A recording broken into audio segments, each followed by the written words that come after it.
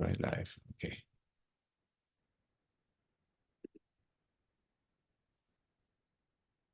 All right, we are live in YouTube right now. Let me share the screen.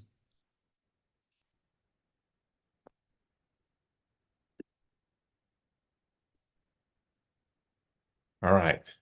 Okay, this is the fourth part of our process and the business and the network marketing in general. This is a process after this. I'm gonna record this part and then I'm gonna turn off the recordings to go into other things. But anyway, first, this is part of the DMO, or daily method of operation. We talked 3 weeks ago about the list, and then we talked about connecting. Then last week we talked about presenting, and now we are going to be talking about follow-up.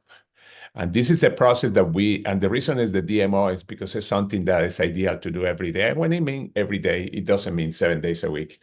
I always talking about 5 days a week. And interesting because years ago, I was talking to another leader in the company I worked with before, and he said that he used 4 days a week. He said, I adopted the Swedish work time. That it seems that in Sweden they work 4 days a week instead of 5 days a week. And then he said, I do this every day, 4 days a week. And it works because obviously this guy and his wife are millionaires. But anyway, again, it's part of the process, connecting, presenting, follow-up, but always the list. The list always is, like I say, a live list. Now, but this is an interesting numbers that I got for now. And by the way, these numbers have been the same or similar for years, but this one I saw it about a year ago. And they were doing a study that said that 50% of the people that are in sales never follow up, but 80% of the sales happen after the follow-up. And only 3% of the people follow up more than 5 times. And this is very interesting. Now, follow-up is super important because if there's no follow-up, there are no sales. If 80% of the sales are happening on this follow-up, and this applies to network marketing, the numbers are Del Maloney, who was a big networker, he said the numbers were even more incredible. He said that 90% of the people, they quit by the third try. That's it. Okay. Now, this is very important. Is that what I call the looking zone. People are in the non-looking zone and the looking zone. What it means is, let's suppose that you call somebody today and the person called, and the person right now today is having an incredible income, and is the person is everything's going the way it's supposed to. They have savings, etc. And then you call the person, and the person is super excited whether it's happening already in their life, their health, etc. And you call, and the person says, you know what, this is not for me right now. Or a person having a lot of personal problems and they don't want to listen. Say, you know what, so many things are happening in my life right now, I can't talk to you.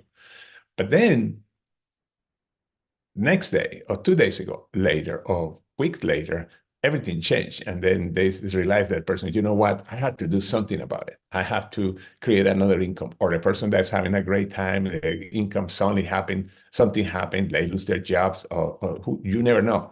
And then suddenly the people start looking for a miracle, looking for something. And that's the looking zone.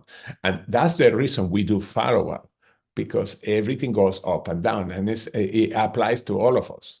Sometimes we are open to certain things up, sometimes we are not.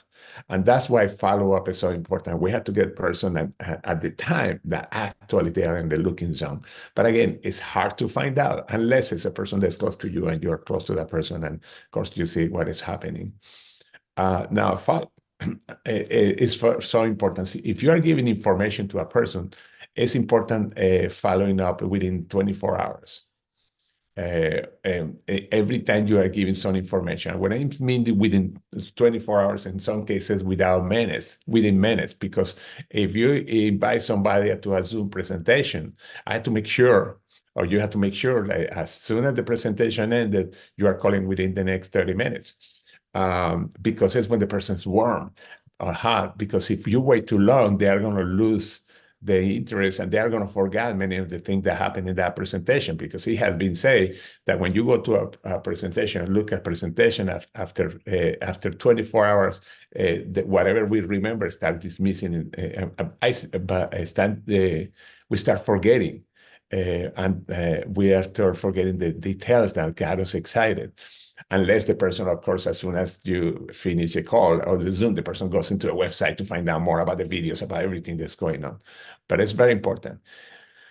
If they say no after the follow-up, you always say it is okay to stay in touch. For example, one of the things that I said, if the person say no, I say it's okay if I stay in contact with you. And the person, most people say yes. And this is very important, because remember the looking zone, what we were talking about. If they say yes, connect with them at least once a month. This is if they say yes to the follow-up. No, connect with them at least once a month or more. Talk about experience, stories, or anything new. No pushing, because in the past I've seen people that when they are following up, they are pushing. They say, "Hey, are you ready to sign up? Are you ready?" No, it's just telling stories, experience, and staying in contact through email or through text. This is very important. And like I said before, it's not good to be pushy, because as soon as you start being pushy, you start moving the person away.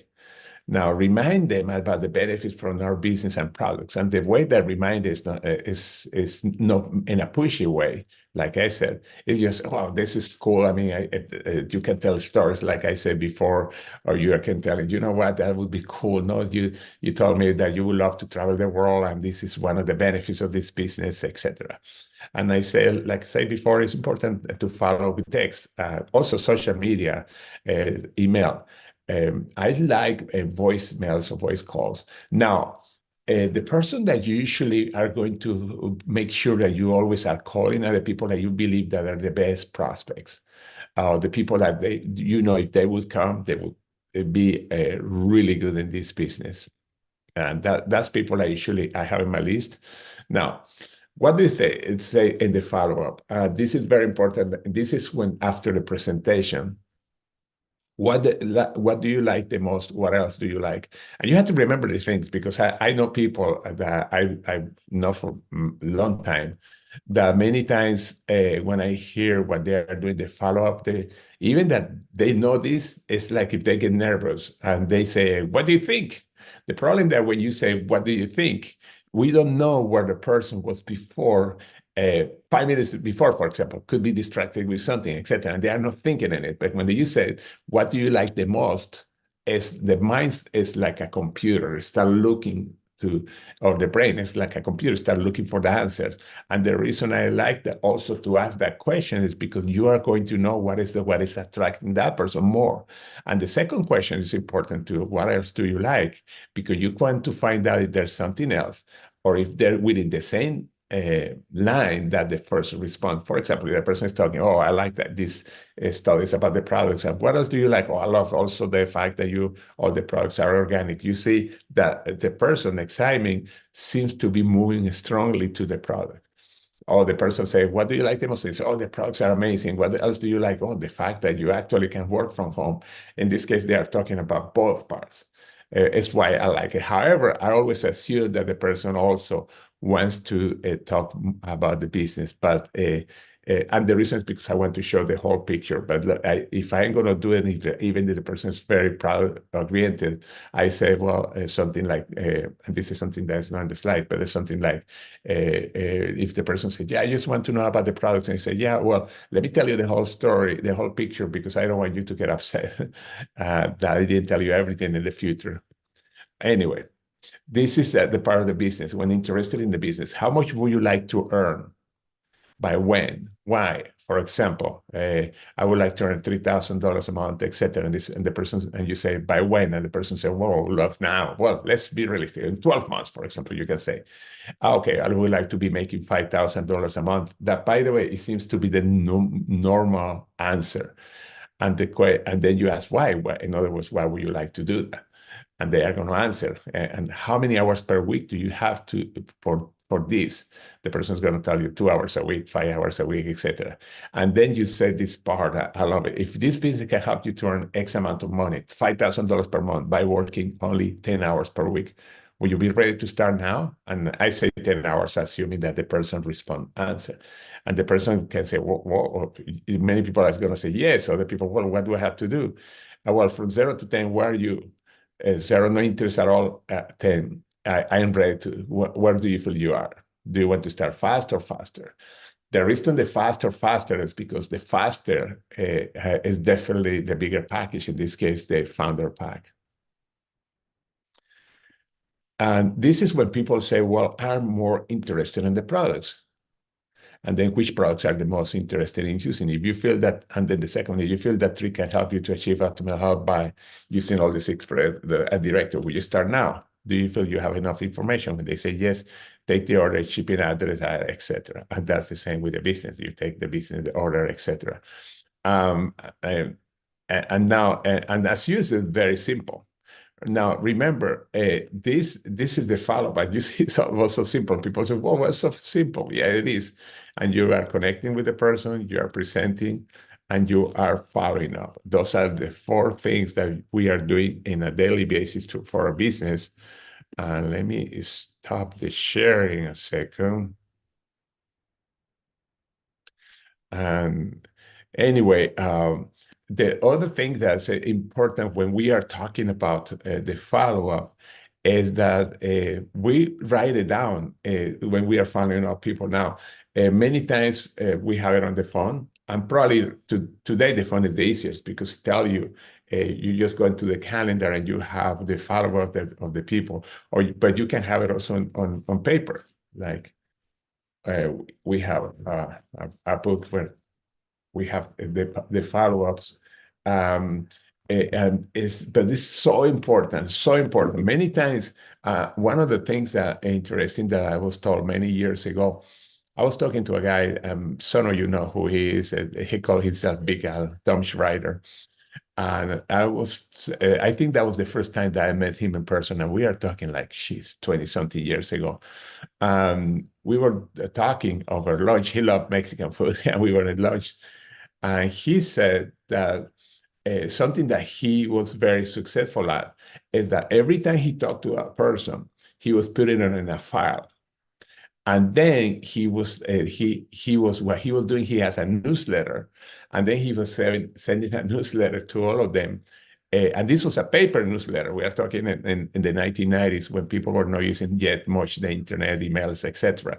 And just a newsletter telling where he was and what he was doing, and then sending a newsletter. And he said that he has always make sure that he has at least 300 names, and that he was following up, because he said at the end of the year, about 10% of that people were signing up. This is very interesting, as you said. He wrote the names of every person that he was following up, and then he had it in a list, and then he was sending them this paper newsletter.